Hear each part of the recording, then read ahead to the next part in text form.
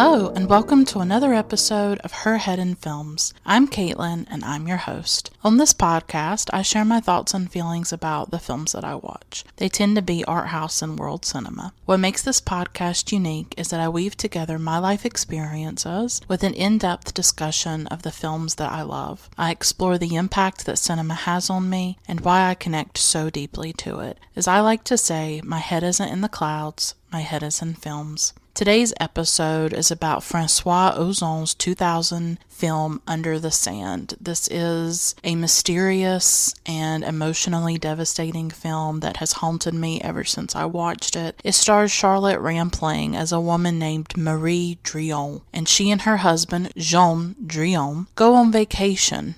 It's set in France. They go on vacation, they go to the beach one day, and she is sunbathing. She happens to fall asleep. Before she falls asleep, Jean is on his way to the ocean. He's going to go for a swim. She wakes up and she can't find him. He has completely disappeared, and she doesn't know what has happened to him. The film was inspired by an incident that François Ozon witnessed when he was a child. The film is really about this woman trying to come to terms, or not, with the disappearance of her husband. This episode does include spoilers. I talk about everything in the film. I look at how this film explores a woman's emotional world, her inner world, and what she's going through. I talk about grief and loss, about the pain of having somebody disappear in your life, and I hope that you'll listen to the full episode and that you will find something in it. Her Head in Films has a Patreon where you can financially support the podcast on a monthly basis, and you can also get access to rewards and extras. I have merchandise, I have extra episodes, I have all kinds of things for patrons. You can find more information at patreon.com/herheadinfilms. That's patreon.com/herheadinfilms. At one level, you do get a shout out on each episode. I know that these might be tedious to hear these names, but I like to do this because I want to acknowledge the people who make this podcast possible, because my patrons on Patreon allow me to pay for streaming sites, pay for research, all kinds of things that go into creating the podcast, because there are costs and expenses that help me pay for the website and all kinds of things. And so I just like to take a moment to acknowledge them and thank them and give them a place in the podcast. So those wonderful people are Kelsey, Aaron, Rachel, Tyler, Max, Juan, Iris, Teal, JD, Vanessa, Spunden, Polina, Olivia, Carolyn, Jesse, Feminist Overlord, Michelle, and Lindsay. Thank you all so much. If financial support is not an option for you, and I definitely understand that, please consider reviewing the podcast on iTunes and or Stitcher. I will read a review if you write one on iTunes. I'll read it in a future episode of the podcast. You could tell your friends and followers about Her Head in Films and the work that I'm doing. You could send me an encouraging message or just interact with me in a positive way on social media.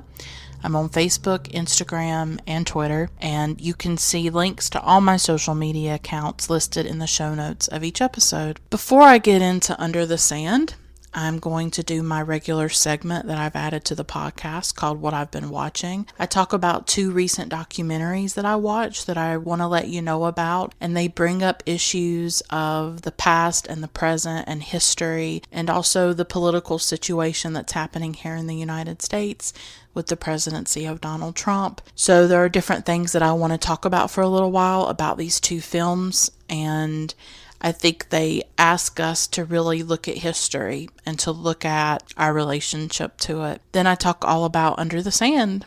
So let's get started.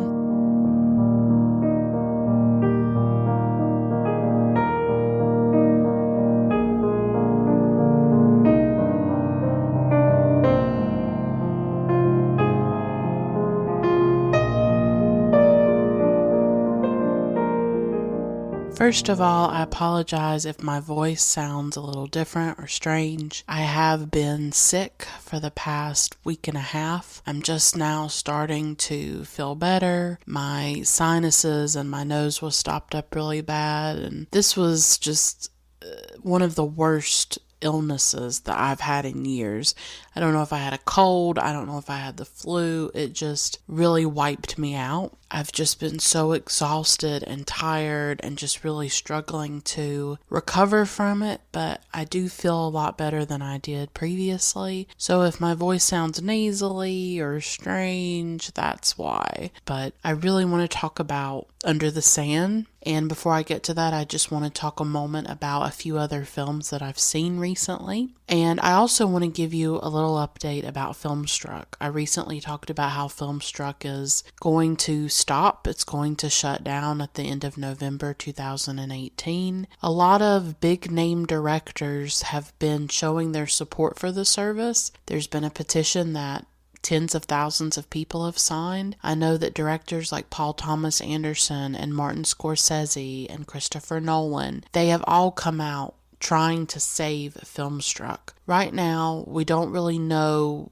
what could happen with that. It sounds like Warner Media, the company that sort of owns Filmstruck, it sounds like they're going to launch some kind of direct-to-consumer video-on-demand service in 2019, more towards the end of 2019, with their catalog, and maybe they will have those art house or those classic films included in it. We don't know for sure right now, but one good thing has developed and has happened recently, and I just read about it a couple of days ago.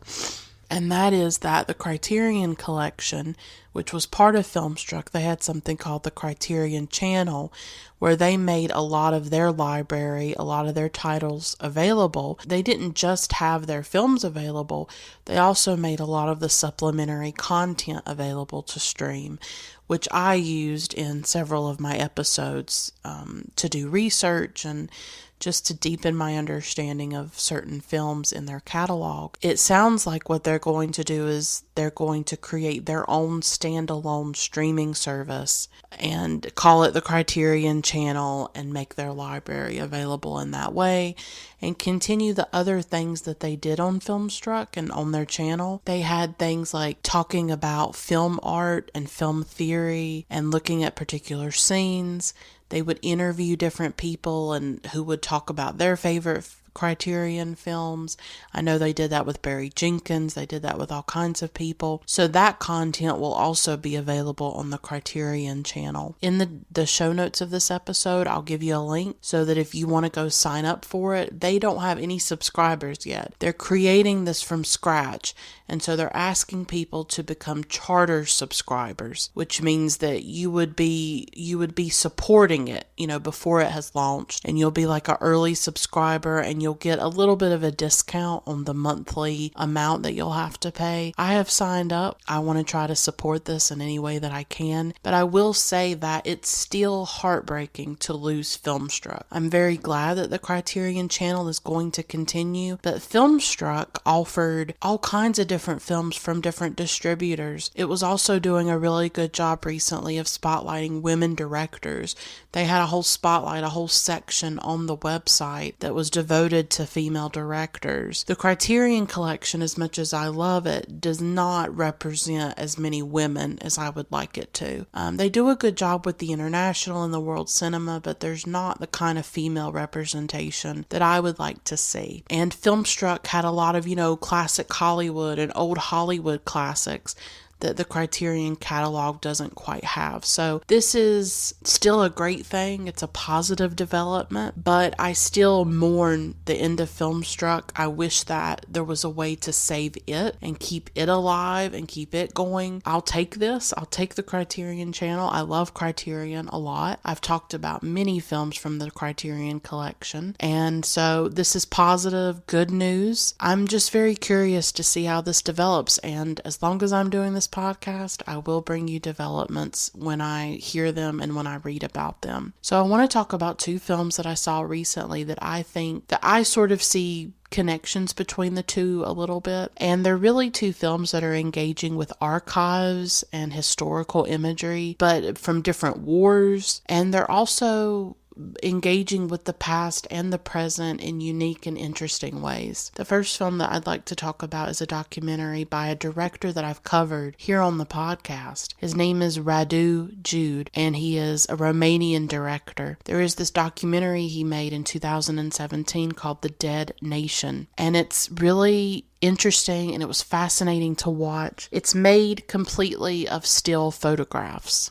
It's not a moving image film. It's made of these photographs taken by one particular photographer in Romania in the 1930s and the 1940s. And it's just these portraits. It's like these studio portraits of ordinary, everyday people. He combines those still images with a voiceover reading excerpts from the diary of a Jewish doctor. And this Jewish doctor in his diary was writing about the rise of fascism and nationalism and anti-Semitism in Romania in the 1930s and in the 1940s. And obviously we have the Second World War from 1939 to 1945. What is interesting and really important about the film is that juxtaposition of we're seeing these portraits of these everyday Romanian people. They're not Jewish and they're smiling and they're, there are group portraits of soldiers, there are portraits of women, there are portraits of children and families, and they look so placid and innocent and innocuous. And if you just looked at those photos alone, you would never think that there was mass atrocity happening in Romania or Europe at that time, because the Jewish population of Romania was decimated. There were a huge death toll of Jewish people in Romania, and as we know throughout Europe, 6 million Jews died. And watching this film was chilling for me because it comes just a few weeks after the murder of Jewish people at a synagogue in Pittsburgh. 11 people were murdered by a gunman in a mass shooting by a gunman who was anti-Semitic, who was a supporter of this president. And this is a presidency, this is an administration that is fanning the flames of anti-Semitism and discrimination and hate. And it's a chilling time to be alive, and it was chilling to watch this documentary and to read the words of this Jewish doctor who did survive the Holocaust, from what I gathered as I watched the documentary. And what captured me as well was to think that perhaps some of the people in these portraits, the ones smiling, maybe they were perpetrators, because this Jewish doctor writes about the different atrocities, the different pogroms being committed against the Jewish people of Romania. He talks about very violent and graphic things being done to Jewish people. And when I looked at those photos, I thought, God, are these some of the perpetrators? It made me think of these really famous images. I don't know if it's one or many, taken near Auschwitz of the guards and the people who worked at Auschwitz, and they're like dancing and smiling. And it's hard to believe that just a few feet away or meters away, that people are being obliterated, that people are being gassed and then cremated, and these people are dancing and smiling. You look at these photographs and you think, my God, the horror that's happening in Romania at that time, and people are smiling. And life goes on. I don't even know how to put it into words, really. The capacity for evil and atrocity and horror in this world is sort of bottomless. It's just, it's incomprehensible in every possible way. And it also made me think about these photos that Gordon Parks took during the time of Jim Crow and segregation. And it shows, it's like I think it's the 1950s, places like in Alabama, and, where there was this segregation, and it's these, at times, these beautiful color photographs of African Americans just living their lives. And then you see the segregation, you see the signs, whites only, and the water fountains. And I get really annoyed when people say things like they were born in the wrong decade or they were born in the wrong era. Like, it's totally legitimate to love the style and the fashion of the 1950s or the 1920s or 30s. That's totally okay. I do too. I love the fashion. But to say that you would want to live in that era is disturbing to me, because that is the era of segregation and lynching and terrible racial violence.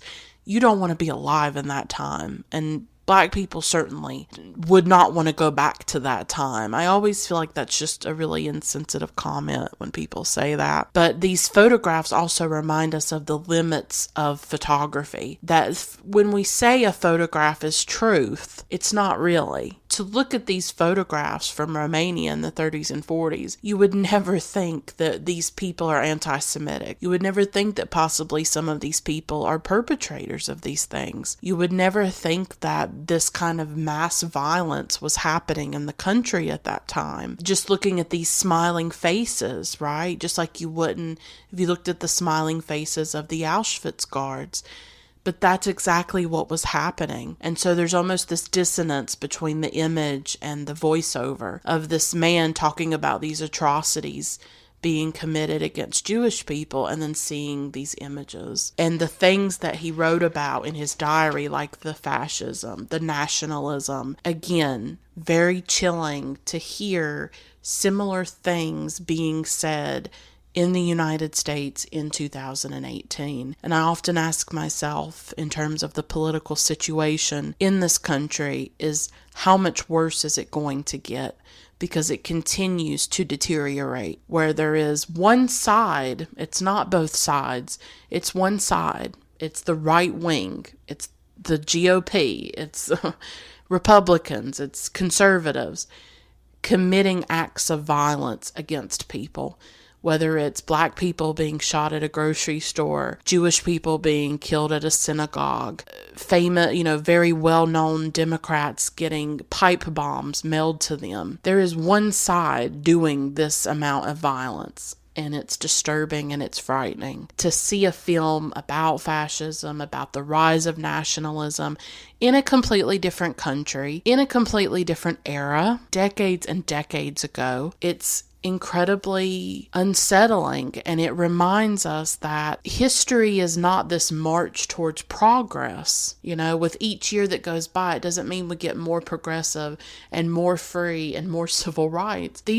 We have to constantly struggle and fight for these things. Time is not just marching towards goodness and rightness and righteousness. We have to actually fight for that. We have to do that. At any time, we can regress. We can go backwards. Things can get worse, and they are right now, and it is a scary time.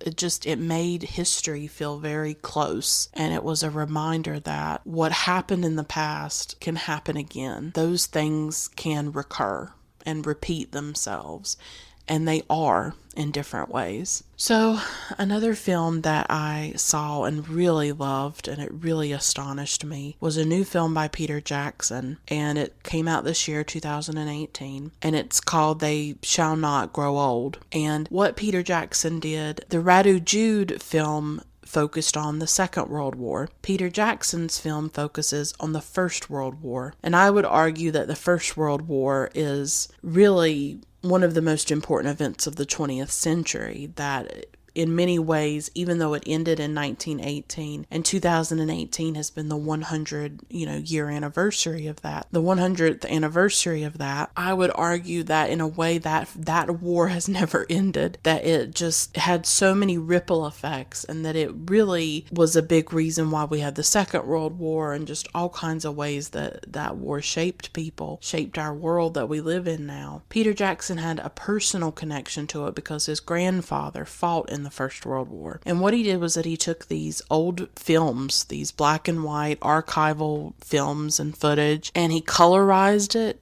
He added sound to it. He replicated, if he saw a man speaking in the film, he had people read the lips and to find out what that man was saying. And then he had an actor come in and do the voiceover. And if you see, water, or you see any kind of thing that could have made a sound, he recreated those sounds. He blew up the footage to make it larger and to widen the screen as well. And so what he does is that he takes this footage that used to be black and white, used to be very remote from us and very distant, and he makes it alive. And there is this breathtaking moment in the documentary, if you want to call it that. I guess it's really a mixture of documentary and fiction. I mean, in a way, he's repurposing this archival footage and creating, I guess, a story, or creating a whole new film or a whole new thing with it. And the voiceovers in the film is from interviews with actual men that served in the First World War, and them just talking about their experiences. And so you get a sense of the lives of the soldiers in the trenches. It starts from when they're young men enlisting in the war, and then it ends obviously with 1918 and the end of the war, and that disillusion that has happened. By the time those 4 years have passed, so much horror, so much death and destruction has happened that they have witnessed, and it obviously changed them in so many ways. But there's this breathtaking moment in the film where it goes from the black and white footage into the color footage, and it's just absolutely stunning. Like, it just startled me. I don't know if I'll ever forget that moment. It made these men who, this is footage from 100 years ago. I mean, it's so long ago, and it just makes them feel so real and intimate and close to you. It takes these men who have been frozen in black and white still photographs and this very distant archival footage, and it really resurrects them. And it changes our relationship to these images. And there are people who are upset about the film. It's sort of a controversial film in that way. Historians, archivists, some of them don't like that Jackson has, I guess, manipulated this footage. But for me, the emotional impact of it is extraordinary. And I understand those arguments. For me, what he does is just make that history so tangible. You feel like you're watching a movie.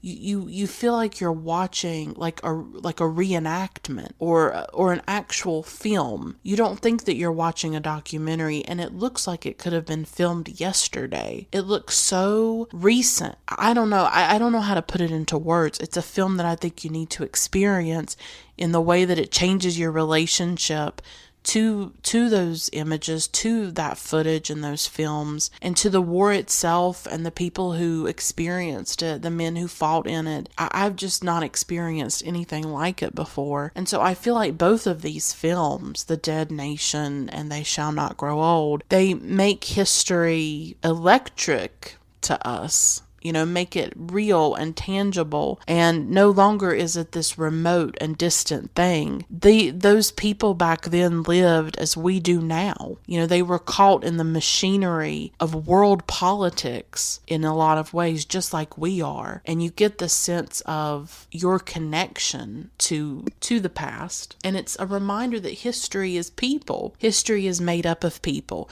who are just like you.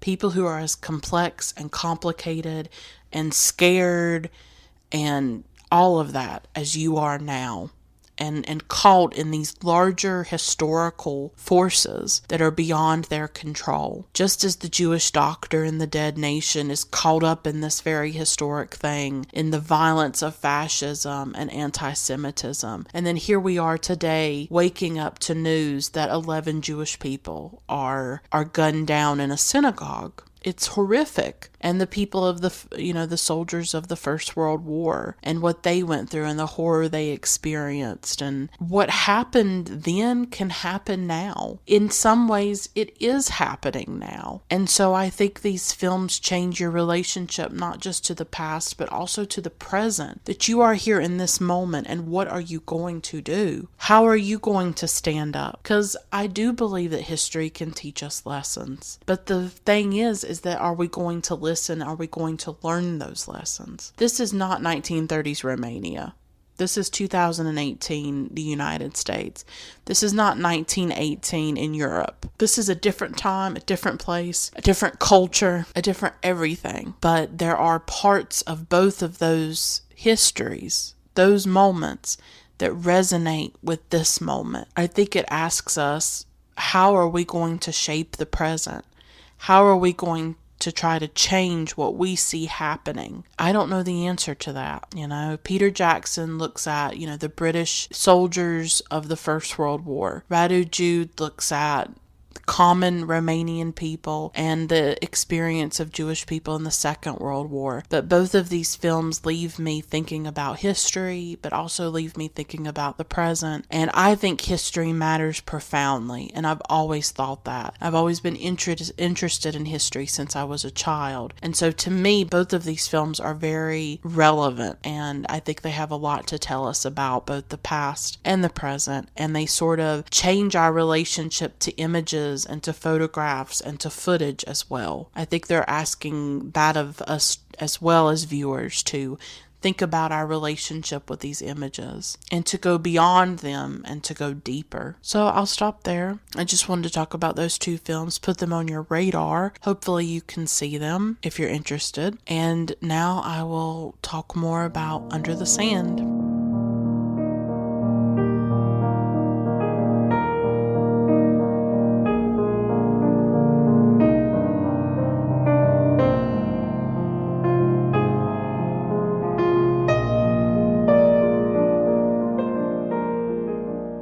Certain films have an attraction, almost a gravitational pull, and we can't quite explain why films come into our lives, why they move us in very deep and almost unspeakable ways.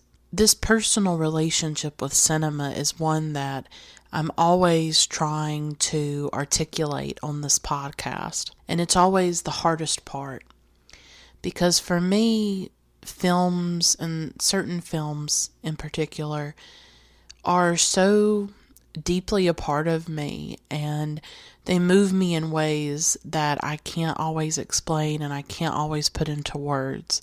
They have this mystery about them, and Under the Sand is that kind of film for me. I don't have a lot of films like that in my life. I would say Jonathan Glazer's film Birth is like that for me. I've done an episode on it. And Michelangelo Antonioni's film La Ventura is like that for me too. I'd also say Krzysztof Kieślowski's The Double Life of Veronique. I've done an episode about it. And Terrence Malick's The Tree of Life. That's another favorite of mine. I haven't done an episode on that film yet, but I'm working on it, and I will be doing an episode about it. There are just certain films for me that almost transcend the medium.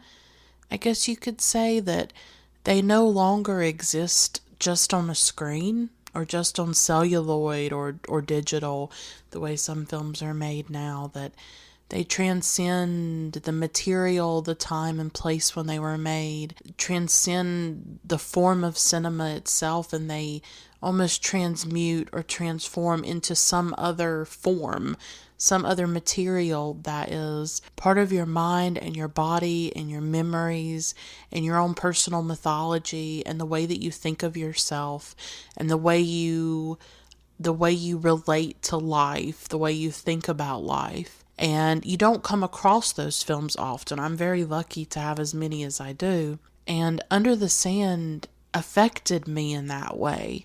And it has deeply moved me. And I watched it a few months ago in 2018. And this was the kind of film that I knew that I would watch this film one day. It's been on my radar for years now. I knew that it would haunt me before I even saw it. And it's just this kind of film that has called to me for years and years, but it's not an easy film to track down. As I record this, it's not available to stream. You may find it in other ways, but it's not on any kind of official platform streaming, unfortunately. So it's not an easy film to get a hold of.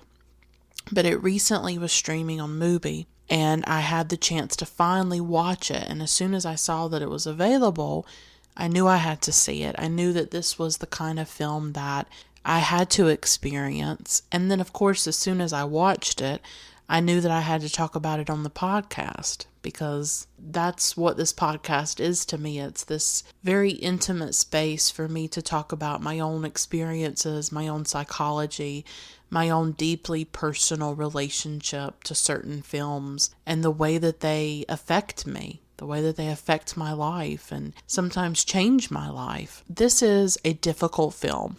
This is not the kind of film that you put on a Friday night to have fun.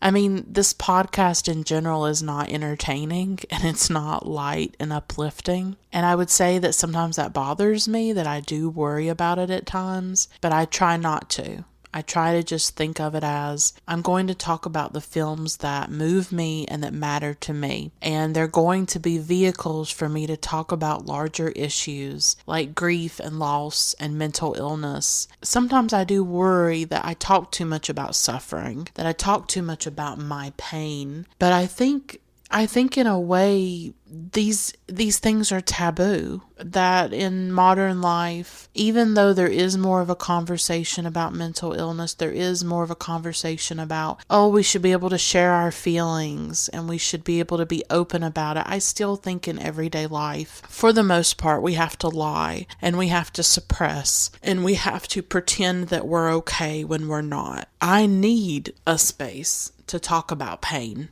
Maybe it is sad that this podcast has focused so much on pain, but I think some of us have lives that are painful.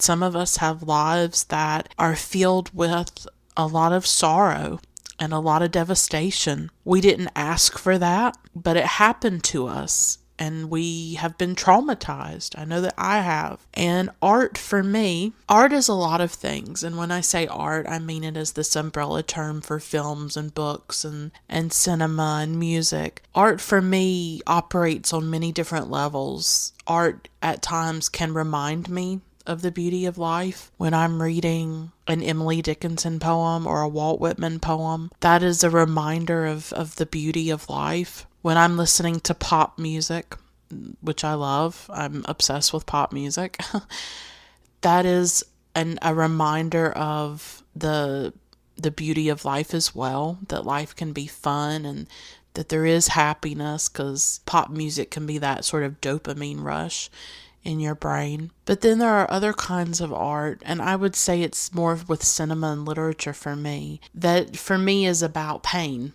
That I am attracted to films and books that explore human suffering and the human condition, and that explore the things that crush us in life, the things that make us come undone and unravel and shatter us. To that end, I'm often attracted to literature that's about the Holocaust or genocide or painful experiences. And it's the same with cinema sometimes, that I'm attracted to very existential, serious, anguished sort of cinema. Think about my episodes that I did about Ingmar Bergman. He was somebody that explored pain, or films that are about sorrow or loneliness, because those are the experiences that I have in my life. So I watch films like Under the Sand because loss is one of the worst horrors of life. It is devastating to lose a person we love and know, for them to suddenly just not be there anymore. And in a way, I think all deaths are a kind of incomprehensible disappearance. There is the vanishing of the body into ash or earth. There is no more voice, no more scent or soul. And how do we bear it? I have turned to art to try to understand how to bear it. Because when I was 16, my life was completely destroyed by the death of my father. And he was only 45 years old. And it was sudden and inexplicable. And as a 16-year-old girl who was already struggling with depression and anxiety, was already alone in the world, was already struggling with life in general, it was almost like this thing that completely broke me. it's sad when you're so young and something so devastating and traumatic happens to you. And I think some people come through it.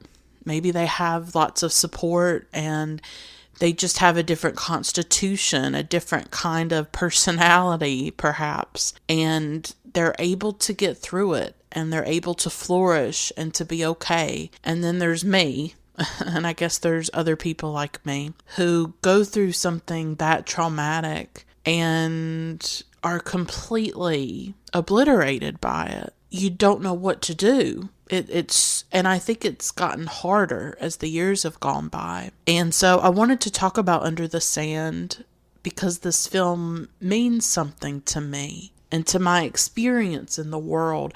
And I don't feel like my experience gets talked about very much in art or literature or films. And so when I find art that represents this kind of grief and loss, this kind of struggle with the death of a person that means everything, I am drawn to it and I have to talk about it. And I've been struggling with my grief lately. It's been 12 and a half years since my father died. I've thought about lately how there may come a time when I've lived longer without him than I did with him, because I was 16 when he died. I've also been thinking about how I'm only 15 years away from the age at which he died. I'm 29. I'm almost 30. I mean, it's hard to believe really like 6 or 7 months I will be 30 years old. And I'm only 15 years away from the age at which he died, because he was 45. And I think about what he was doing when he was my age. When he was my age, he had me. He had a daughter and a wife, and his life was so different than my life is. I don't have a spouse. I'm not married. I don't have a child. I don't have like some great career or great successful life. For the past 12 and a half years, I've just been crawling. And I feel so ashamed of it. I feel so ashamed that I'm not this successful, well-adjusted, flourishing human being that's contributing great things to the world. Instead I am grief-stricken and having anxiety attacks and agoraphobic and having really deep, frightening periods of depression that terrify me. And so much of my life right now is a product of his death. It created this life that I don't know how to live in, that I don't know how to live in the world with him being gone. I don't know. Because to see what happened to him, to be 16 years old and stand in front of your father's casket is unthinkable, even to me, and I lived it. I can't even comprehend it, and I lived through it. So I understand women like the one in Under the Sand. I understand Marie Drillon. I understand that inability to process a death and a loss, to be completely shattered by it, and really to be mutilated by grief. So I just wanted to talk a minute about my personal connection to the film and why it is so intense for me. And as you can tell, I'm crying because I tend to cry in these episodes. But now I want to talk about the film. Charlotte Rampling is a really fascinating actress, and I actually did quite a bit of research in preparing for this episode. I watched a couple of really great documentaries about her, and she has really quickly become one of the most fascinating people to me, one of the most fascinating actresses. She's had a controversial career. She's probably best known for The Night Porter, which came out in 1974, directed by Liliana Cavani. And it was very controversial and scandalous when it came out because it's set during the Holocaust or the aftermath of the Holocaust. And it's about a concentration camp survivor who has this S&M relationship with a Nazi officer. Rampling was quite young when she did the film. She was in her late 20s, around my age. I think she was 27, and she said at the time she didn't fully comprehend what it was about, that it was dealing with the Holocaust and atrocity and things like that. And that obviously as she's gotten older, she's understood it more deeply, but she's very proud of that role, even though a lot of American critics did not like it. I've seen the film. I saw it years ago when I was just starting to get interested in art house cinema around 2011, 2012. I watched a lot of the Criterion collection, and that was one of the films, and I'm interested in Holocaust films and in Holocaust history, and so obviously it attracted me. I did not like the film, I will be honest. I don't really like things that appropriate the Holocaust or sort of trivialize it. I don't know if I watched it now, if my opinion would change. All I can tell you is that at the time when I saw it in my early 20s, in my early journey into art house, watching very different films than I was ever used to watching, I was disturbed by it. And I think I was really unsettled and turned off by it, just from my memory. I don't think I fully understood it or liked it. But I do love Charlotte Rampling. A lot of people have noticed, and I've noticed as well, that I think her career has gotten richer and more complex as she's gotten older. Because she started in the 1960s. She was this gorgeous, drop dead gorgeous woman. And she was beautiful, throughout much of her youth, and just a stunning woman. And I'm sure in many ways she felt defined by that. And as she's gotten older, in her later years, that's when she's done some of her most powerful films, like Ozon's Under the Sand and also his film Swimming Pool. I'm actually a big fan of François Ozon, and I love Swimming Pool. I want to rewatch it, actually. And obviously I love Under the Sand, and I've also seen Jeune and Jolie. I liked that a lot. So I've seen quite a few of Ozon's films. And I also think she did a really great job in Andrew Hayes' 45 Years, which came out in 2015, and she was nominated for an Oscar. So she's done some of her most fascinating work as she's been older. And I just think that's interesting because for so many actresses, it seems like the well runs dry when it comes to roles. Once you hit 40 or 50, you're not getting the kind of material that you once did. She is a prolific actress. If you go and look at all the stuff she's been in just in the last few years, she's been in a lot of stuff. She works a lot, and all of her roles are so varied. But Under the Sand is very interesting. 45 Years, Swimming Pool. She's done a lot of interesting work in her later years, and it's just unusual, I would say. I wanted to talk a bit about Ozon and Rampling. I watched this really great documentary called Charlotte Rampling, The Look, and it came out in 2011, and it's this really unconventional documentary about Rampling. It could have easily just been, people sitting and talking about her and her career, and instead it features Rampling talking to different poets and photographers that she's worked with and that she's known. One of the photographers is Peter Lindbergh. One of the writers is Paul Auster. And there's like different sections of the film. Like she talks about death. She talks about aging. She talks about taboos. She just is so open and honest and wise and intelligent in the documentary.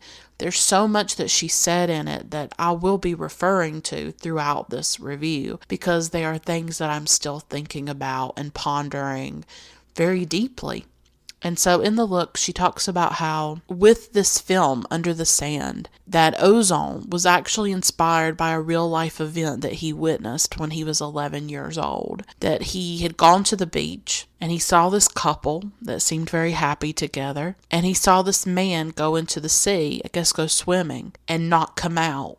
And he watched this man's wife become very frantic and searching for this man. And so obviously this left an impression on Ozon. This is what Charlotte Rampling says in the documentary. And in another documentary, I told you I did some research, but it was actually really inspiring to watch these documentaries. I don't know, I just find Rampling endlessly fascinating.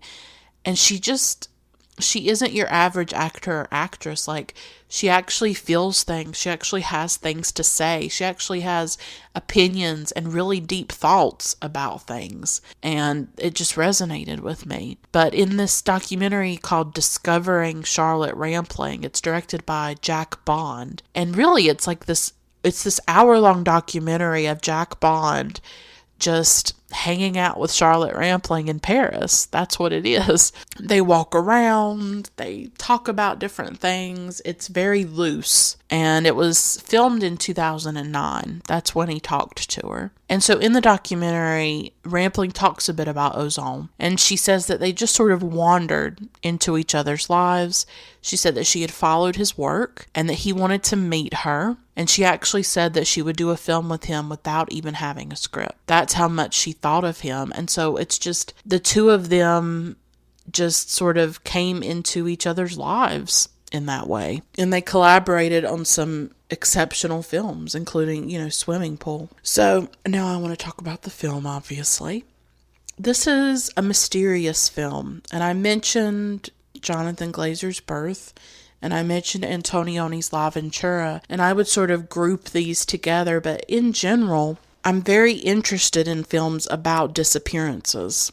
I actually have started to make a list of them when I come across them, actually, and it includes films like La Ventura and Picnic at Hanging Rock, for instance, and Bunny Lake is Missing. That's another one that's about a disappearance, and a film called The Vanishing, not the American remake, the original. And so it's these films about people who disappear and about how frightening that is and how the people left behind try to cope with it. And so Under the Sand is obviously part of that. There's not a ton of films about the subject, but they do interest me because I think that, and Charlotte talks about this as well in one of the documentaries, how a disappearance is very different from a death.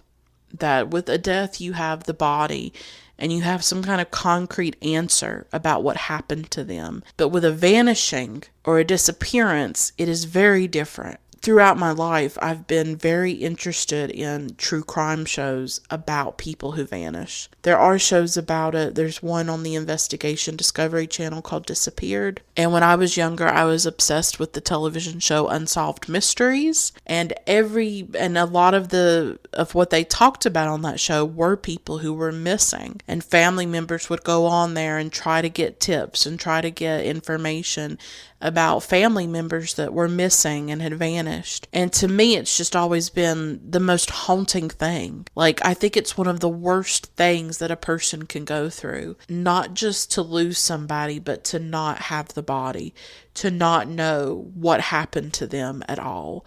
It just feels profoundly painful to me. Like, I can't even imagine it. You think of these parents whose children have been kidnapped and have been missing, and there's whole databases online that are dedicated to people who have disappeared, doing portraits of them and age progression of what they would look like 10, 20 years later. For the person that this happens to, it is constant and never ending. And Under the Sand is a bit different. At first, it's a disappearance. And in the latter part of the film, a body is found in the sea, and dental records and genetic testing tell us that it is Jean. It changes a bit, but for a good chunk of the film, he's vanished. He's disappeared, and she doesn't know what's happened to him. It's a very just painful thing of not having the body. Charlotte Rampling has a bit of experience, at least with death, with losing people, because her sister actually committed suicide. Charlotte was only 20. I think this happened in the 1960s, and her sister actually committed suicide. Charlotte does not talk about it often. She doesn't go into a lot of detail in interviews or anything, but it's obviously something that has affected her. How could it not? The whole premise of this film is fascinating, that Marie Drillon and Jean Drillon, this elderly or older married couple, going on vacation to the sea, going to the beach, her reading her book, or really she's sunbathing and she sort of falls asleep for a while. And then she literally wakes up to a nightmare. And the way that scene plays out, where at first she's like, oh, I'm going to read my book and I'm sure Jean will show up at some point.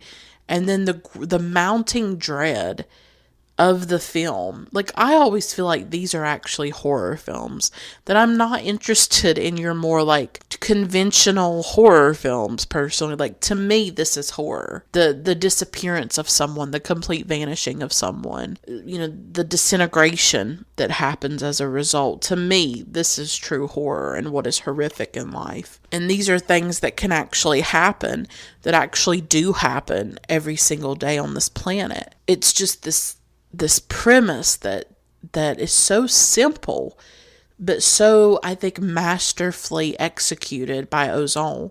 And what's very interesting also about Ozon is how every single one of his films are very different from each other. Like, he's never made another film like Under the Sand. It's very unique, but each of his films are so different, and he plays with different genres. But I think he's quite masterful in Under the Sand, of building that dread, of taking this ordinary couple, this ordinary experience of going on vacation, and turning it into something nightmarish and something very horrific. And then also what he does so well in the film, and that I want to go into a lot of depth about, is how he centers a woman's emotional life and Charlotte Rampling's performance as that woman. But the whole film is about this one woman, and about Marie, and about her trying to cope with the aftermath of Jean's disappearance, and how really she cannot cope with it, that she is just completely undone and unraveled by it in a lot of ways. François Ozon did an interview in 2014 with the website The Talks, and they asked him, quote, when did you realize that you prefer to tell stories from a woman's perspective, unquote? And he answered, quote, I discovered that when I did Under the Sand with Charlotte Rampling. I realized filming a face and projecting many things on a face, it is possible to think about so many things. Fassbinder said that what he liked about Douglas Sirk's work was the fact he had the feeling to see for the first time women thinking on the screen. Usually women just have to look pretty in movies, and I like to try to show the psyche or the interior of a woman or a little girl, unquote.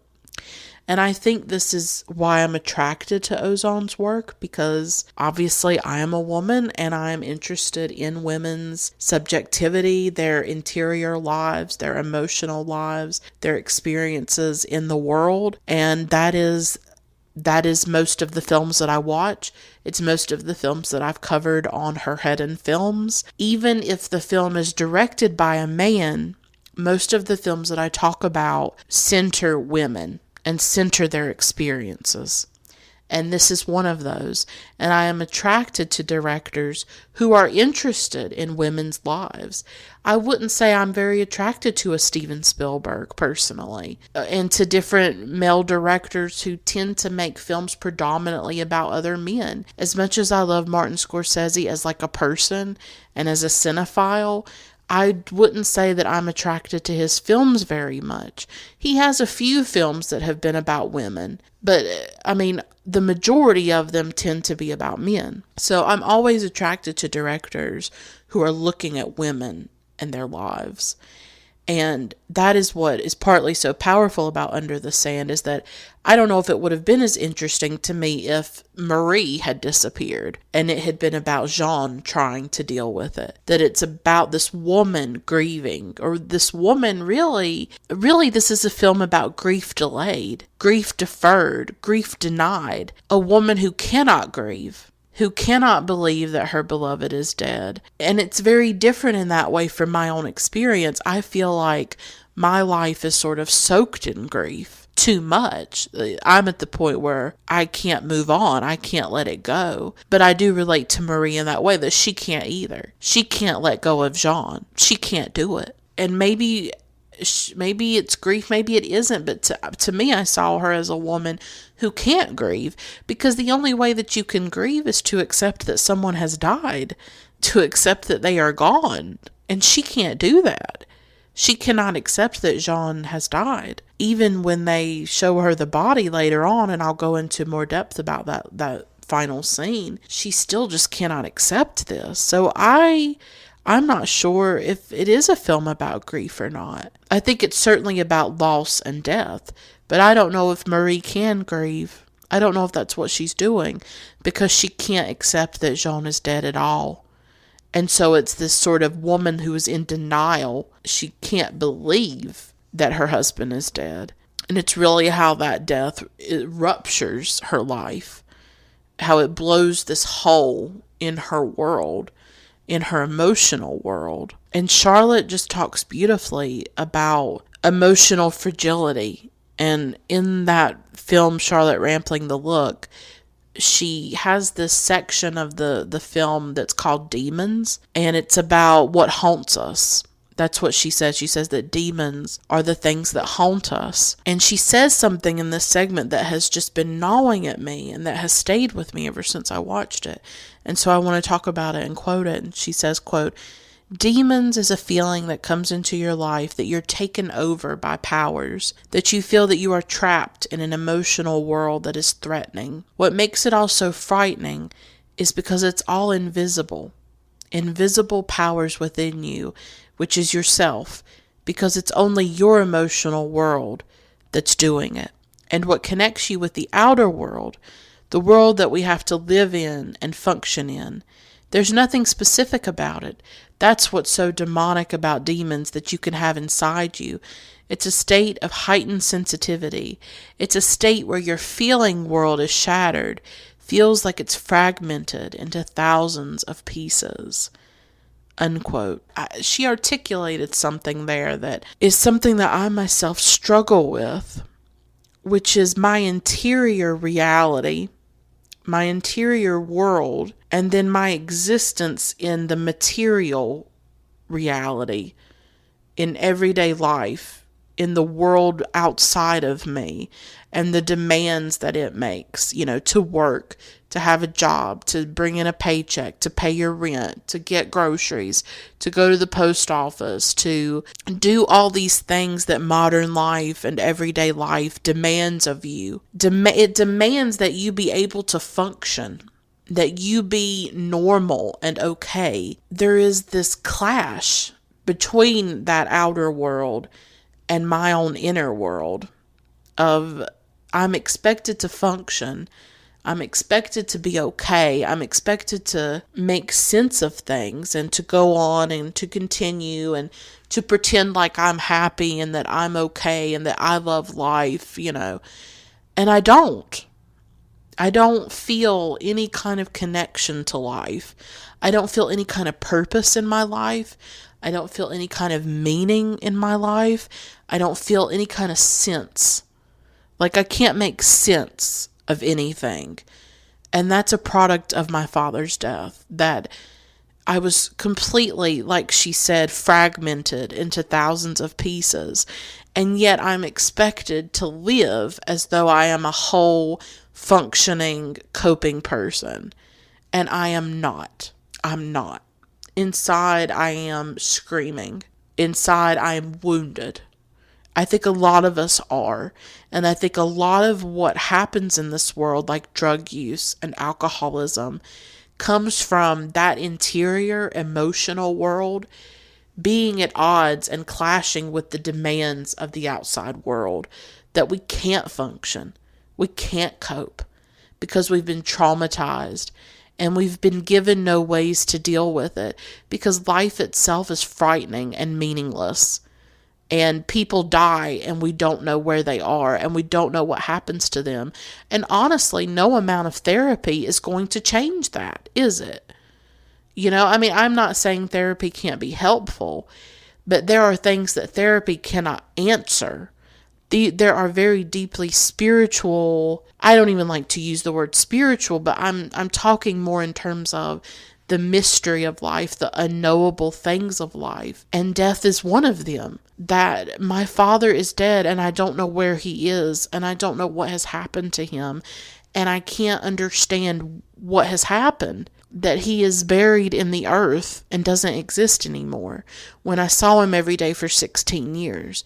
My body and mind can't process it. That this was one of the few people who has ever loved me, who has ever cared about me. I don't have a lot of friends and family who care about me.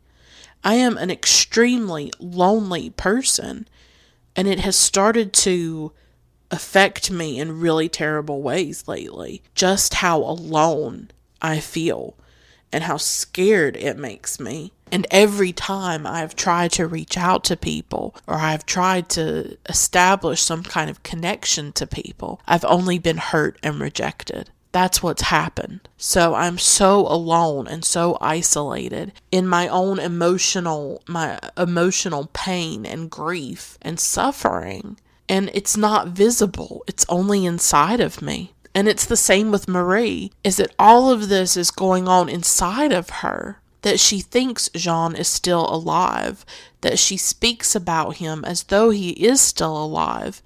It reminded me of Joan Didion's very famous memoir, The Year of Magical Thinking. And the reason she titled it that is because after her husband died, she believed he was still alive. She believed that he was going to walk back through the door and that he would be with her again. And she believed that for a long time.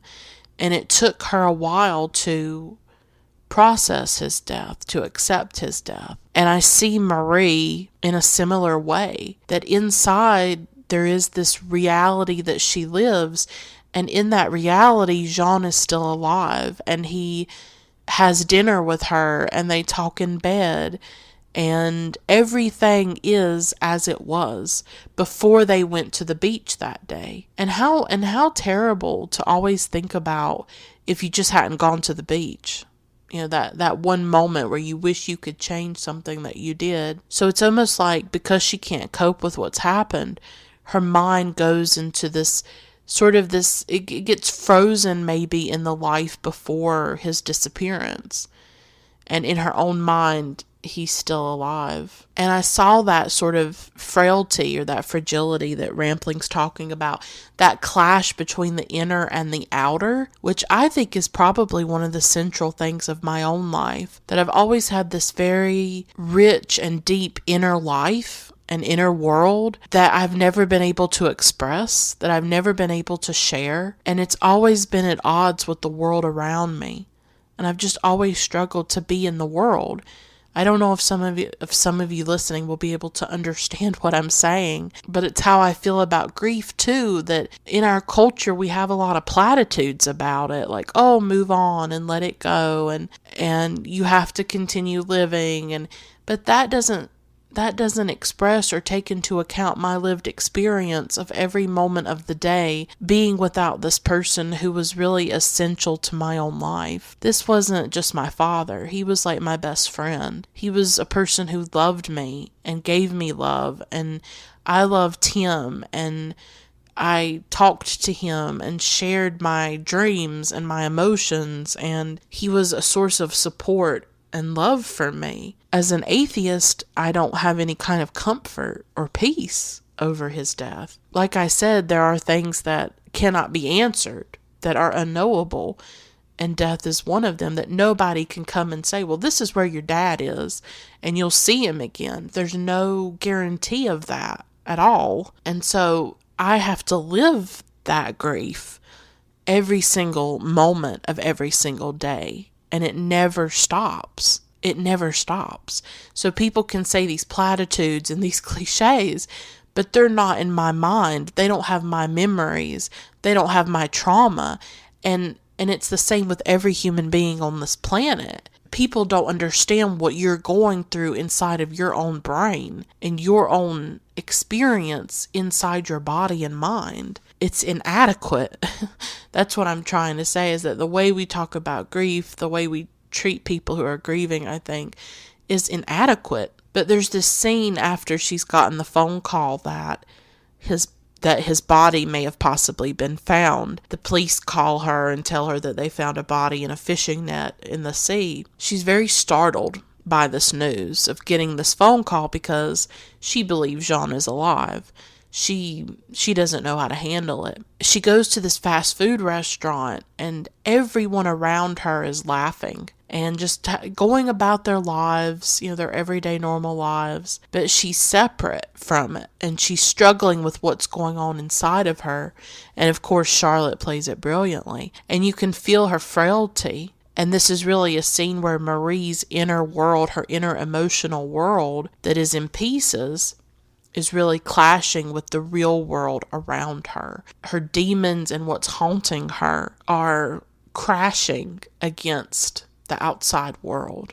That's what Rampling was sort of talking about. She has this emotional experience of Jean, that he's still alive, but then she also has the world around her, her friends telling her that he's dead and she should date and she should move on. She's constantly in conflict, I think, in that way. And Charlotte talks more about Under the Sand in that documentary, Discovering Charlotte Rampling with Jack Bond. She talks about how it's this very fragile story about absence. And she doesn't want to talk about her and Ozon's theories about the husband's disappearance. She doesn't want to go into that. I think each person who comes to the film has different ideas. Because, like I said, the first chunk of the film, you're wondering, well, there's 3 possibilities as the film goes on before the body is found. There's he drowned, there's suicide, and then there's that he just left her. Those are the 3 possibilities for a while. And then once the body is discovered, it becomes, did he purposely kill himself? Did he go and drown himself, or was it accidental and was he pulled by the current or something like that? But in this documentary, Rampling says that when someone vanishes from your life and you don't know where they are, she says that you're, quote, in an immaterial world. You have nothing. There's no touch. And I thought that was an interesting way of putting it, that Marie, as long as Jean has vanished, she's in this immaterial world, almost. She's in this very abstract world because there's no body, there's no answer, there's no closure, if closure can ever exist with death. But at least with a body, there is something. When people just vanish off the face of the earth, there is nothing. And I would imagine that kind of experience makes the world seem so massive that you look around and realize all the places they could be. And you see all these people and you can't find the one person that you want to find. She says that what happens is, quote, an explosion into space. That's the way Rampling puts it, that experience of a disappearance. And she also says that it's very important to see the dead body, so that it's, quote, not an abstract thought, unquote. Marie is really trapped in the immaterial, and she's trapped in abstraction.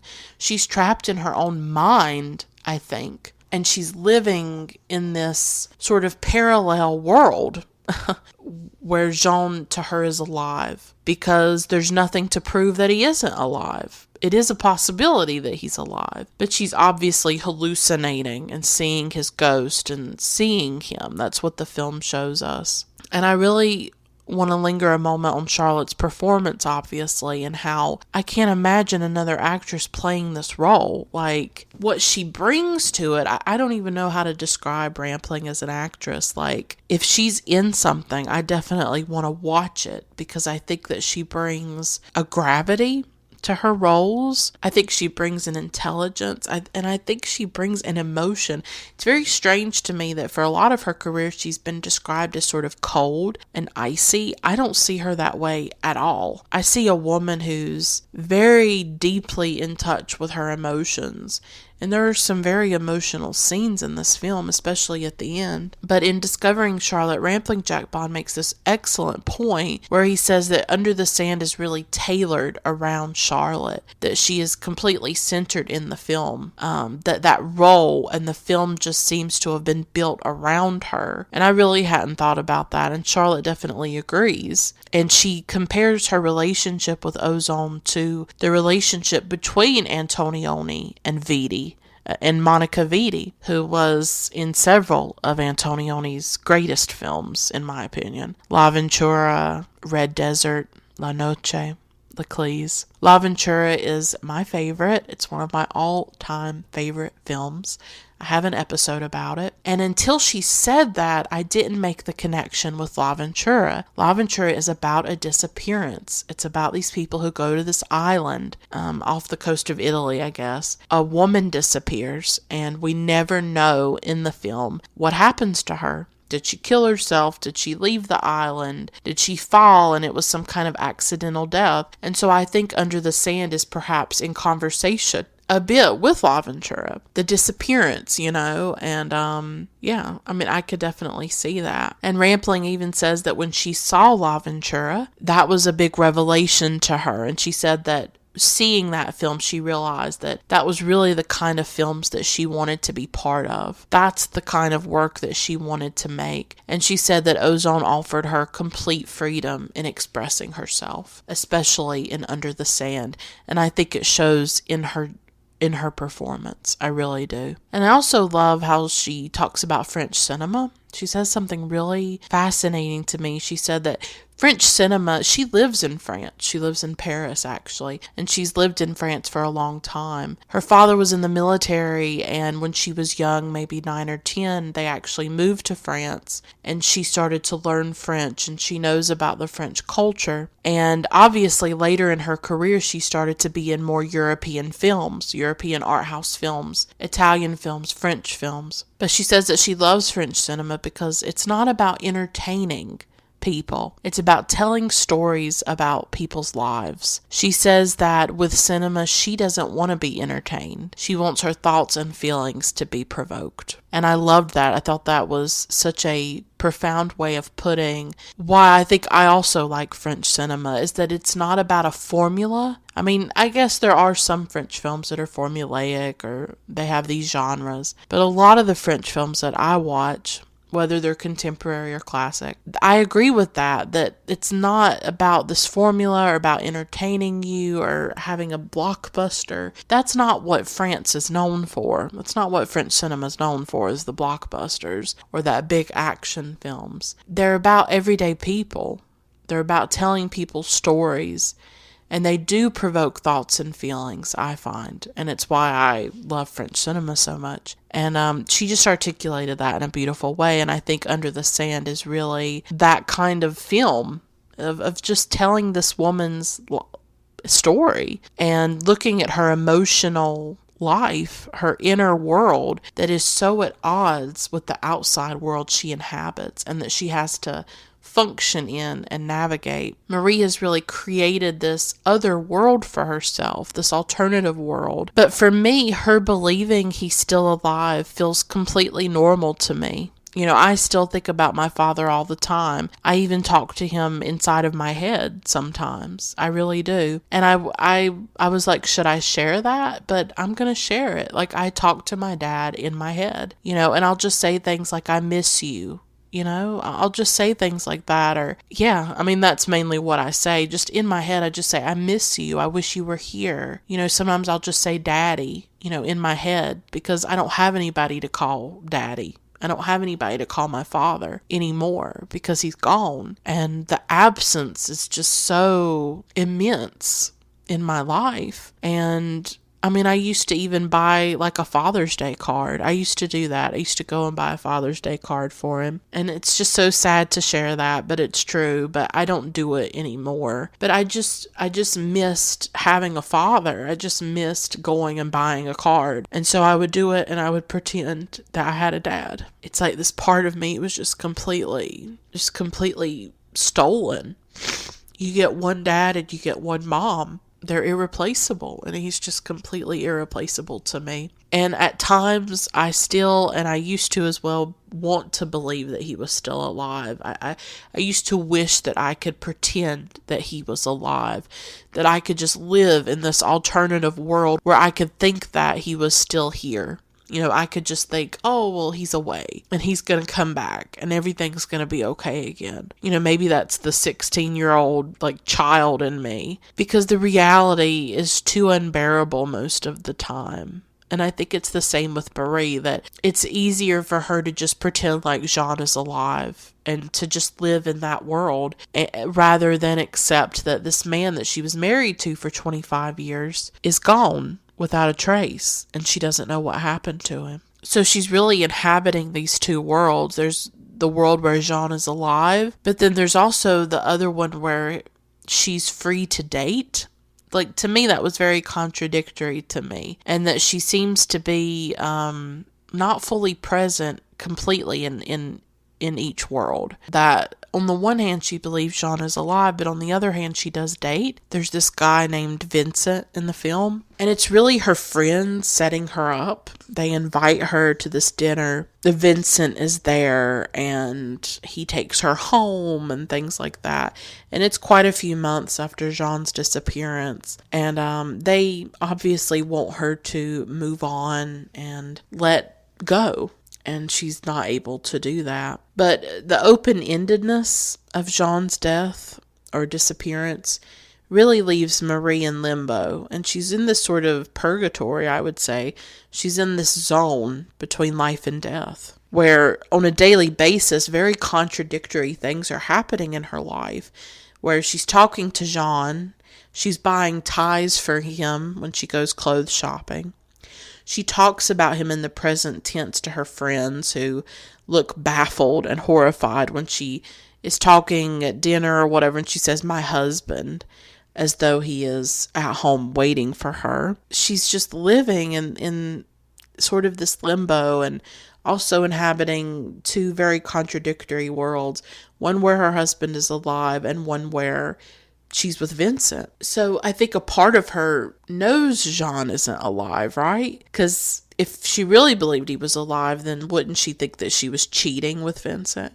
Wouldn't that feel wrong to her? So there's all these different parts of her that are like warring with each other. They're in constant conflict, I think. And there's this fascinating love scene that I want to talk about, because I don't know if I noticed it or thought about it as much the first time I watched the film, because I rewatched it for this episode. And there's this love scene where Marie is basically masturbating, and she's fantasizing about Vincent and Jean touching her at the same time. That she's lying on the bed and Vincent and Jean's hands are all over her body, all over her face, and she's touching herself as she thinks about this. And it's like this phantom threesome. It's further proof of the way that Jean's ghost just haunts everything. And I would think that being with another man for Marie does feel like cheating. And I think that she doesn't know how to reconcile it. And so she fantasizes about both men touching her. I think she desires to bring these two contrasting and conflicting parts of herself. She is both Jean's wife and Jean's widow. She wants to bring them together, synthesize them in some way to some kind of closure or wholeness. That's what I think, and I think her erotic desire is maybe an attempt to do that, to make peace with these two warring, irreconcilable parts of her. You know, she longs for Jean, but she also wants Vincent. She wants both of them. She wants her husband, who's dead, and then she wants this new lover, because she wants to live. She is not dead. She wants to keep living, but she's so shattered by what's happened. She's so unable to cope and accept that Jean is gone, that she doesn't know what to do. She doesn't know what to do. She's trapped. She's suspended.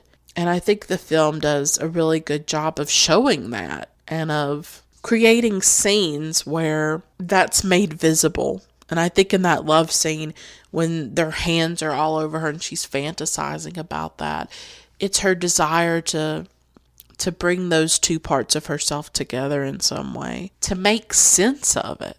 I don't think she can make sense of it. She just can't. Like, with a disappearance like that, with a death like that, you're never going to make sense of it. It's just not possible. There is no sense to be made. So I think we find in life that human beings often go through experiences where there is no precedent for it. There is no way to cope with it because the human mind, the human body wasn't built to cope with it. Or maybe some of our minds and bodies are not built to cope with it. Somebody like me, somebody like Marie, where other people can cope, other people can get through it, and then other people can't. And so I think Marie explores some of that through her erotic desire and through her fantasies. And I also want to talk about Marie. She is an English professor in the film. And I thought there was an interesting touch in the film with her teaching Virginia Woolf's book, The Waves, in her class as all this is happening, or in the months after Jean's disappearance. And it's very apt, it's very poetic in a way, because Jean died in the sea. He went into the waves, right? And waves play a part in the film. When they're at the beach, you see the waves. At the very end of the film, when Marie goes back to the beach, you see the waves. It's a beautiful book. The Waves is probably my favorite book by Virginia Woolf. I haven't read it in years. I really need to reread it. I love that and Mrs. Dalloway. It's just this gorgeous book. It's constantly quotable. There's so many gorgeous passages in the book. But water is also very interesting because, Jean dies in water. The waves is obviously... the ocean is a device in the book. And also Virginia Woolf killed herself in water. She drowned herself by putting rocks in her pockets. And it's a sad death because Virginia Woolf could swim. She knew how to swim. And so she was basically forcing herself to drown. Woolf struggled with depression, just as Jean did. We learn later in the film that Jean was on antidepressants, and that he was struggling with depression. And that makes the possibility of suicide even more real. And I wonder, perhaps The Waves is put into this movie as a clue to Jean's death. Of course, we'll never know. But there are aspects of it that make you wonder, are we supposed to think that it was a suicide? Marie says that Woolf's own death, own suicide by drowning, was a beautiful death. And I thought that was strange of her to say. I don't know why, because, here is her husband who has disappeared in the sea, and she's saying that dying by drowning is a beautiful death. I don't know quite what to make of that. I went online and I wanted to look at some quotes from The Waves and just see if there was anything that may be connected to this film. And I came across this one, and I want to read it because I think it's really beautiful. Quote, "I need silence and to be alone and to go out and to save 1 hour to consider what has happened to my world, what death has done to my world." Unquote. And I thought that is a perfect way to describe this film, is that I really think this is a film about what death does to one woman's world, to Marie's world. And so I wanted to touch on the book for a moment because it is part of the film. It's not a huge part of it. I would imagine those scenes probably could have been cut, but Ozon left them in, and so I think we need to consider them. I want to go back to Jean's depression because once his body is found, and it seems to be him, the genetic testing connects to his mother, the dental records are similar or the same. He's wearing the watch and the shorts that Marie says that he was wearing when he disappeared. The mystery shifts from, well, could he have just left her? That comes off the table. He obviously did not leave her. It becomes, did he kill himself or was it an accidental drowning? Even though Marie gets the body, she still doesn't have a definitive answer about what happened to him and why he died. So there's still a lack of closure involved. She'll never know. And I think his depression and the antidepressants that he was secretly taking, it appears he was not telling her about that. It brings up the issue of perhaps Marie didn't know Jean the way that she thought she did. She goes to see Jean's mother, Suzanne. Suzanne says that she knew that Jean was on antidepressants, that he told her, but he didn't tell Marie. And so there are these fissures, these fractures in the image of this marriage of Marie and Jean. And it reminds us that even in close marriages, long marriages of over 2 decades, the way Marie and Jean were together. There are secrets, there are lies, there are things that are kept from each other. That's also a big theme in another film that Rampling recently did in 2015 called 45 Years. That's also a film that explores, do we ever really know another person, even if we're married to them? And so Jean keeping his depression secret makes us wonder, did Marie know him quite as well as she thought she did? That's something that also comes up in Jonathan Glazer's film Birth, where the main character, played by Nicole Kidman, Anna, where things come out about her dead husband that she didn't know about. And so in some ways in that film, Anna is holding on to an illusion in some ways. I don't think it's quite as profound for Marie. It's not quite as intense, but this is something that he did keep from her. And I would think that that feels a bit like a betrayal for Marie, that this is someone she lived with all these years and that she loved, and he didn't feel comfortable telling her that. But men probably struggle with a lot of shame when it comes to mental illness, especially depression. You know, people in general who have mental illness feel that shame and that stigma, and men do as well, that they'll be seen as weak or not strong.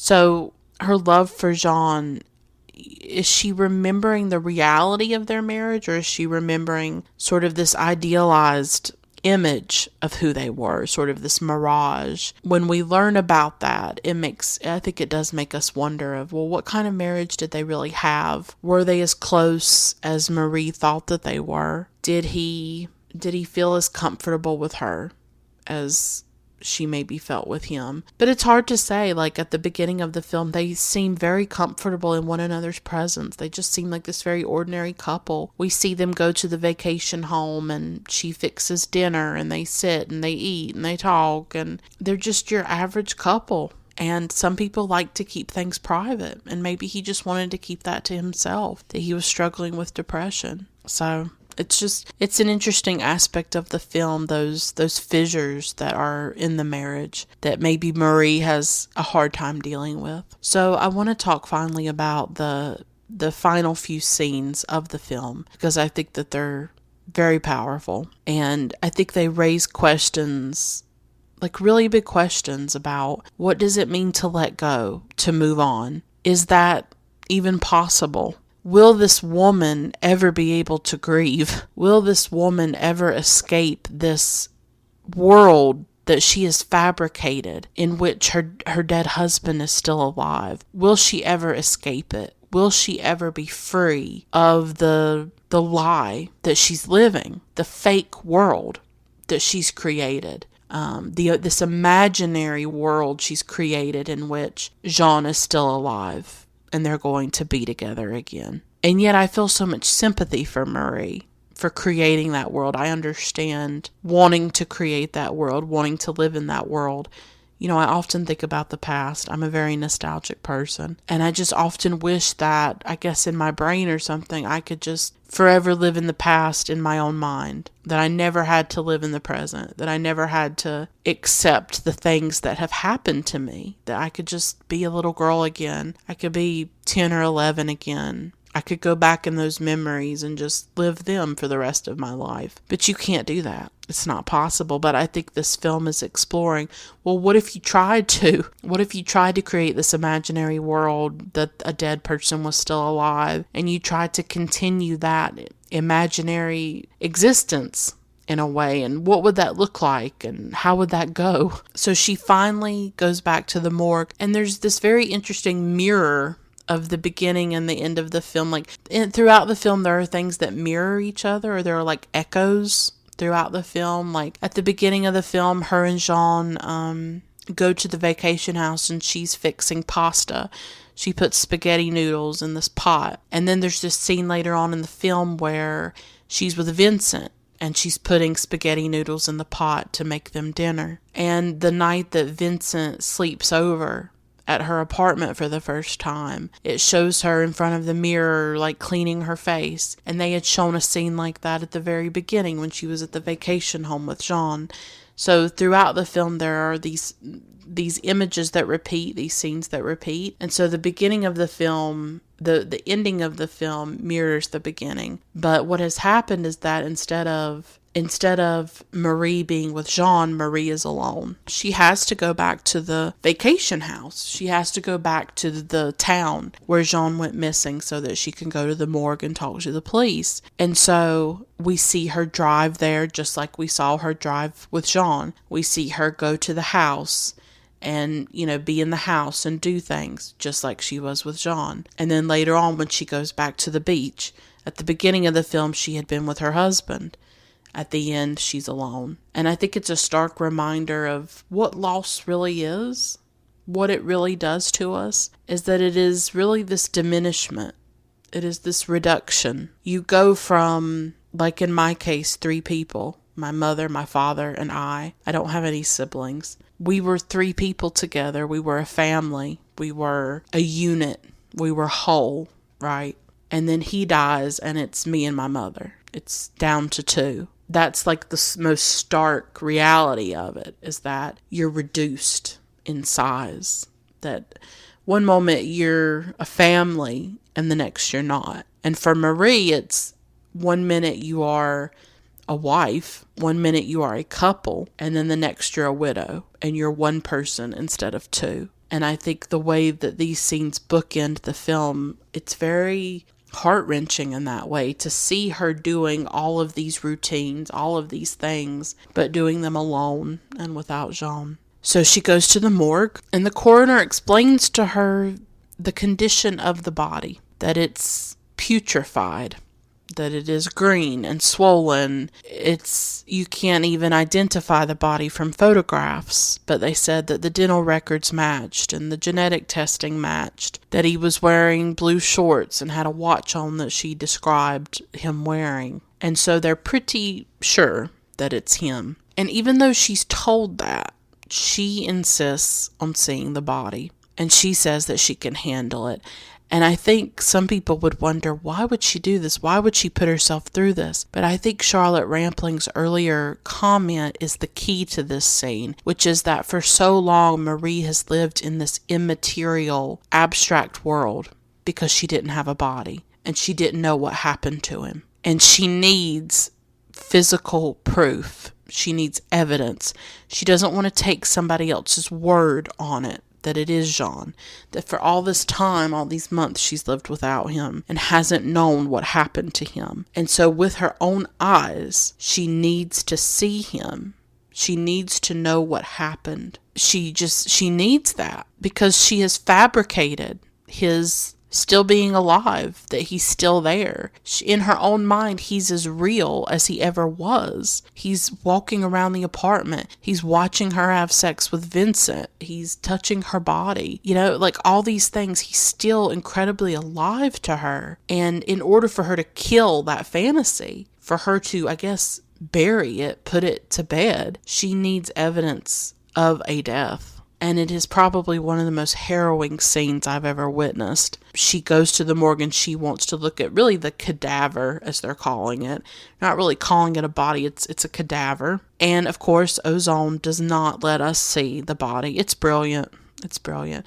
Again, this is why I would say this is partly a horror film to some extent. We don't see the body. We don't see the horror of what being in the water for months and months has done to his flesh and all of that. We only see Marie seeing it. We watch her looking at his body. We experience it through her own revulsion and her own shock. And we also only see her eyes in the scene because she's wearing a surgical mask, which tells you a lot about the state of the body as well. And all we see is that when they open the bag and they show Charlotte Rampling's face, like her eyes widen, like you can see all of it in her eyes. This is also why I think her performance is just stunning. She is obviously horrified. She starts to breathe very heavy. So she thought she could handle it, but she can't. And so now she's completely traumatized as well. Like, not only is he dead, but she's had to look at him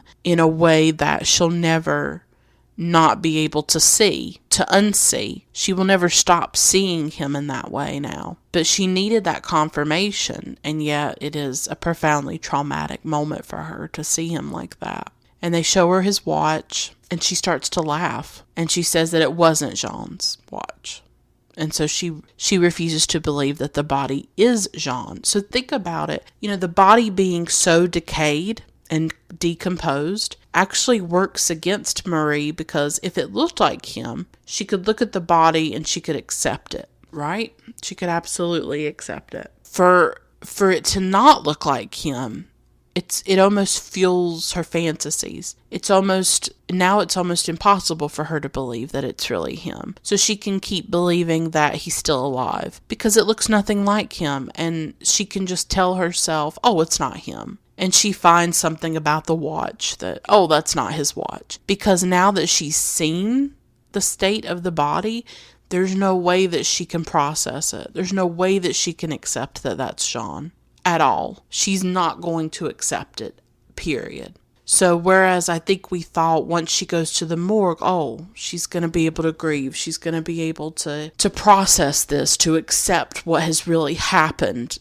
Really the opposite is true, that she's even more hunkered down in this stance that, no, he's alive. He's still out there. That can't be him. Because it probably didn't even look human. It probably just looked horrific. There's no way that's him. Her mind can't process it. And so then we see her return to the beach. It's the first time she's been back there since everything that's happened.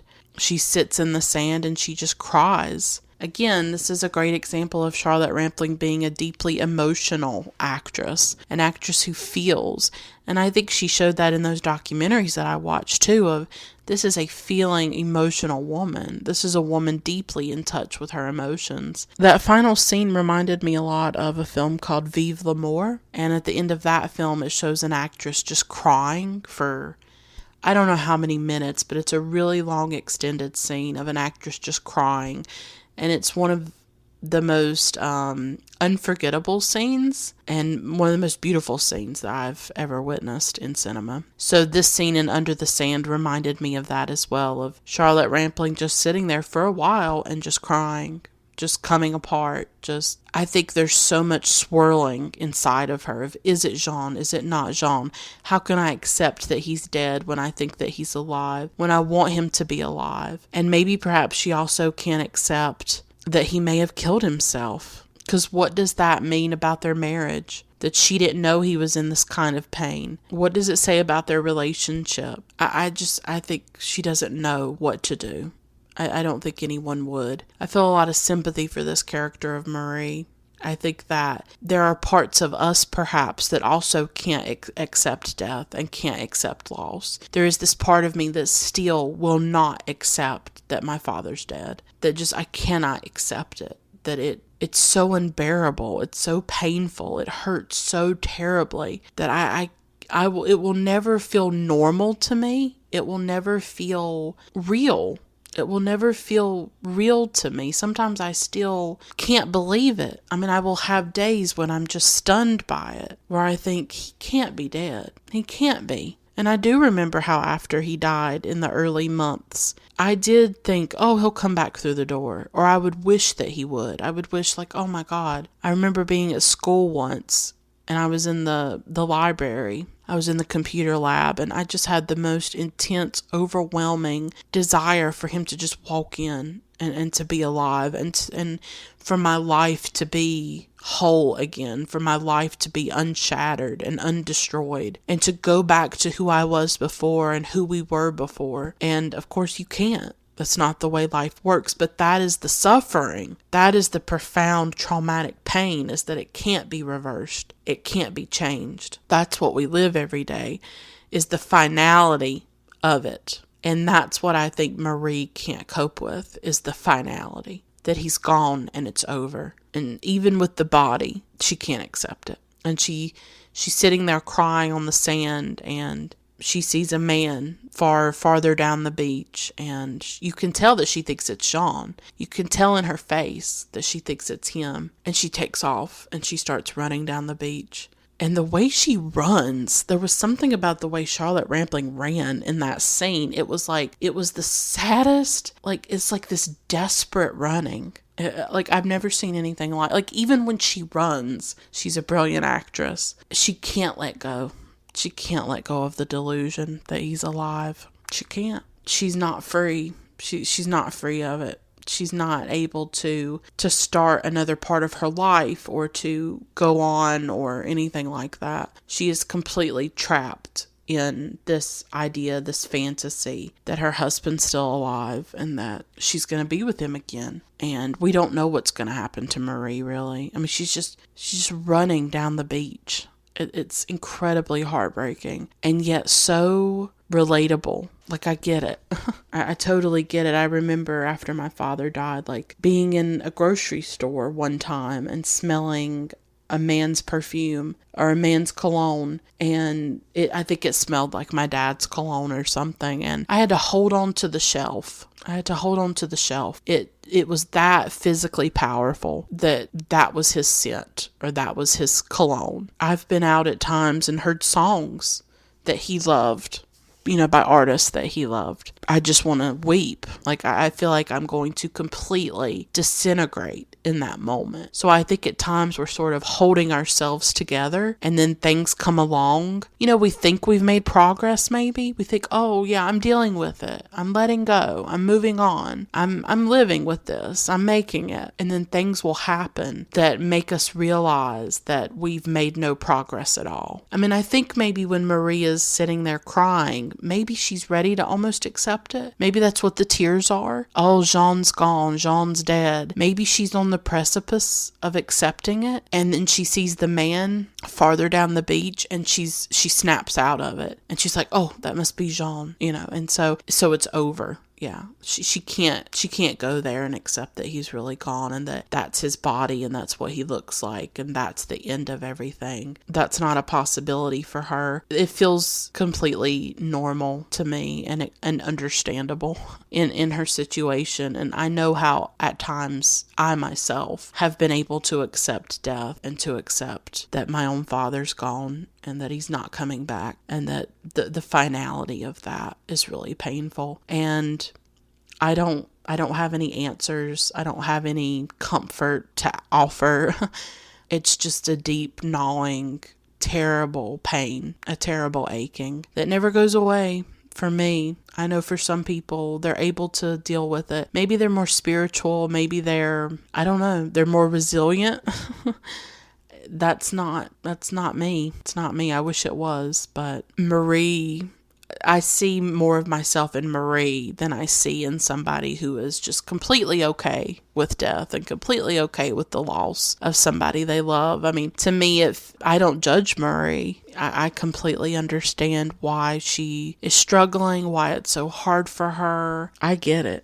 I understand it tremendously, and I'm glad I finally watched this film. I think it has definitely become one of the most personal films in my own life because of how deeply I understand the character, and I understand her motivations, and I understand a bit of her suffering. Even though our stories and our situations are very different, I do see a lot of myself in Marie, and I think that this is a really complex, fascinating exploration of loss. But I don't know, like I said, if I would say it's about grief. I don't know. I don't know if she is grieving. I don't know if she's able to grieve because she's not able to accept that he's actually dead. So it's much more about a woman who cannot cope with the death of her husband and would really rather live in a reality where he's still alive. And that reality is very understandable to me in every possible way. Loss is one of those things that you really don't get it until you live it. And it's not the same when you lose someone who's maybe a distant relative. Because before my father died, I had lost grandparents, I had lost relatives that I didn't know that well. You don't understand loss until it is somebody that you deeply love, until it is a parent that you're close to, or a spouse, or a lover, or a very close friend. That's when it's different. That's when it's on a completely different level, and it's just a completely different experience because when it is one of those people, when it's the distant relative or maybe the grandparent when you're 5, there's a distance. There's a huge distance, and you're just not able to feel it in the same way. But when it's somebody that you've lived with day in, day out for years, that you have constructed your identity around, someone who is a source of emotional support in your life, someone that you deeply rely on just to live and to exist, it is profoundly devastating to your sense of self, to your mind, to your body. Because think about it, Marie had been with him for 25 years. Her life revolved around him. Her life was constructed around the life that they had created together. She defined herself through her relationship to him. And so for him to vanish, for him to die, it is part of her that goes with him, and she's not able to reconstruct herself, to reconstruct her life. And yes, she has sex with Vincent, she spends time with Vincent, but there is no way that Vincent can replace Jean in any possible way. I really didn't feel like her friends should have been doing that. Like, you really don't need to be forcing someone or making someone start dating so early. You know, that should be something that someone chooses for themselves, like what they want to do with that. Often in a lot of cultures, there's just not this respect for people who are grieving, people who are struggling with loss, and trying to understand their emotional world, their inner world, and to realize that what you are seeing on the outside is not the reality of this person, and that there is this whole universe, this whole inner emotional life that is happening. That, you know, Marie looks beautiful throughout the film. Her hair's coiffed. She wears nice clothes. She carries herself with this regal grace and beauty. But inside, this woman is completely crushed, and she is mutilated by what's happened. And her friends can't see that. Vincent can't see that. They can't see what is happening inside of her. But the film sees it, and the film shows it. And so I appreciate films like this that are trying to convey the inner reality of a character and to convey a state of loss and pain and struggle that I think it's hard for people to comprehend and to understand that, because there's so little understanding or respect for what we go through as people inside of ourselves and how it's not visible to the outside world. I mean, even this podcast, when I do these episodes, none of you know my life.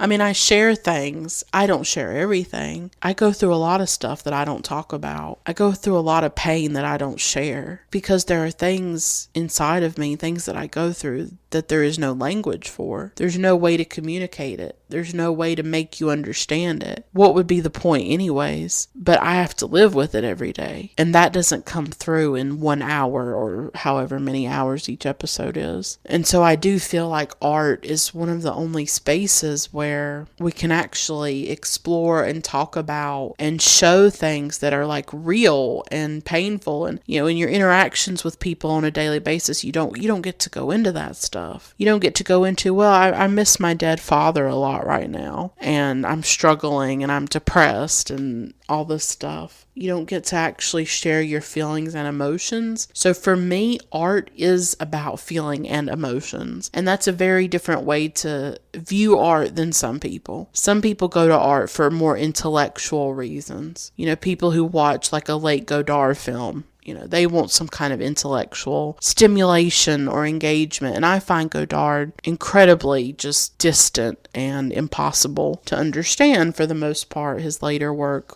once it got very political. I need art that makes me feel.